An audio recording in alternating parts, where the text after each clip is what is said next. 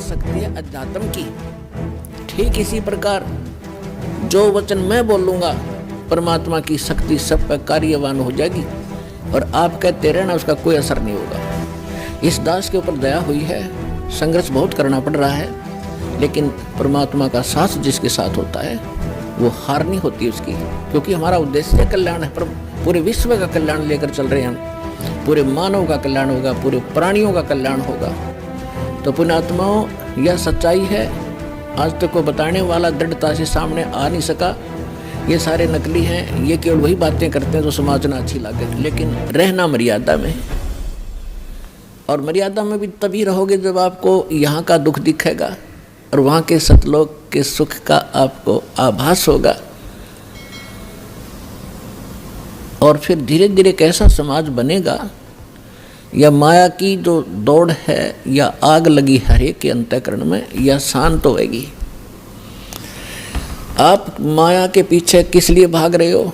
बड़ी कोठी बनाऊंगा, गांव नगर में मेरी शोभा होगी, फिर लड़का लड़की ब्याहूंगा, खूब बैंड बाजे बजवाऊंगा तू तू तू तू तू करवा के, और खूब दान दूंगा, लोग देखेंगे बड़ा दान करा भाई इसने।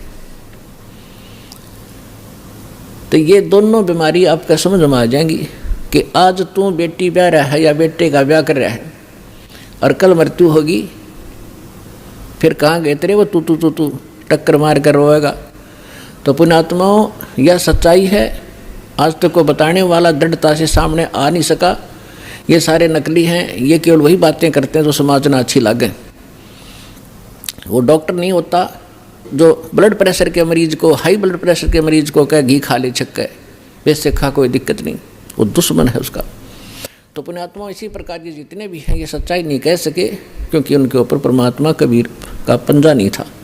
इस दास के ऊपर दया हुई है, संघर्ष बहुत करना पड़ रहा है, लेकिन परमात्मा का साथ जिसके साथ होता है वो हार नहीं होती उसकी, क्योंकि हमारा उद्देश्य कल्याण है। पर पूरे विश्व का कल्याण लेकर चल रहे हैं हम, पूरे मानव का कल्याण होगा, पूरे प्राणियों का कल्याण होगा। क्योंकि जैसे आज ये परमात्मा की वाणी है, इसमें इतनी शक्ति है जो स्वयं परमेश्वर ने आके बोली है। उसके बाद फिर गरीबदास जी के माध्यम से जो वाणी बुलवाई है उन्होंने वही वाणी एजडिन दे दी, और उस वाणी को फिर दास बोल रहा है। यानी अधिकारी के द्वारा जो वाणी बोली जाती है उसका असर होता है। पहले भी आपको बहुत बार सुनाया है, जैसे एक राजा की पत्नी एक शिष्य थी संत की। राजा इसका विरोधी था कि ये गुरु बनाने की आवश्यकता नहीं होती, राम राम घर बैठ के कर ले। तो राजा के इस भ्रम को निवारण के लिए संत ने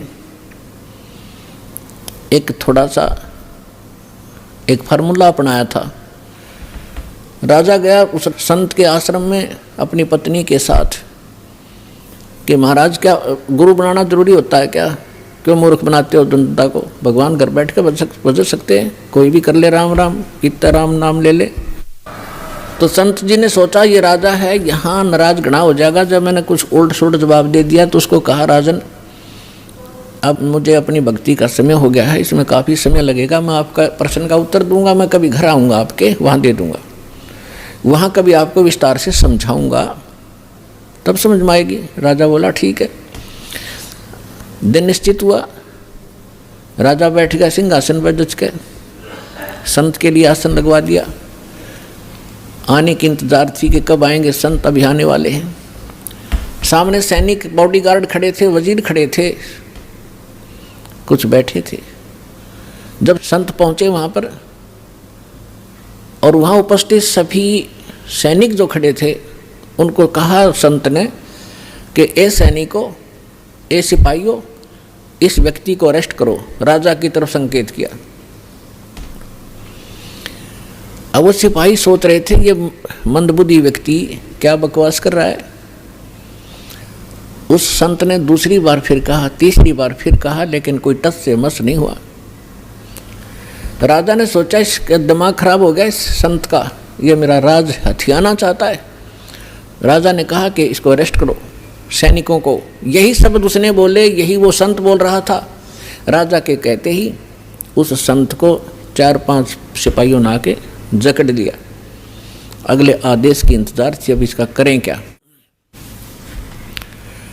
तब संत ने कहा कि हे राजन, तुम घर आए व्यक्ति का ये ऐसा ही सलूक करते हो क्या? राजा ने कहा कि आप क्या कर रहे थे? कि मैं आपके प्रश्न का उत्तर दे रहा था कि आपका प्रश्न ये था, क्या घर हम खुद भक्ति नहीं कर सकते? गुरु की क्या आवश्यकता है? राजा ने कहा, ये खाक उत्तर दिया तेने?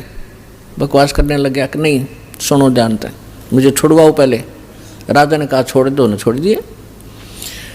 कि जिस प्रकार जो शब्द मैंने बोला कि राजा इसको अरेस्ट करो, ये टस से मस नहीं आपके सैनिक, और आपने वही शब्द एक बार कहा था, मुझे चार चारा न पकड़ लिया आकर के। तो आपके वचन में शक्ति है, आपके बोलते ही ये क्रियावान हो गए, और वो शक्ति जो आप वाली है वो राजनीति वाली मेरे पास नहीं है। मेरे पास शक्ति है अध्यात्म की। ठीक इसी प्रकार जो वचन मैं बोलूँगा परमात्मा की शक्ति सब पर कार्यवान हो जाएगी, और आप कहते रहना उसका कोई असर नहीं होगा। इसी से आप समझ लेना।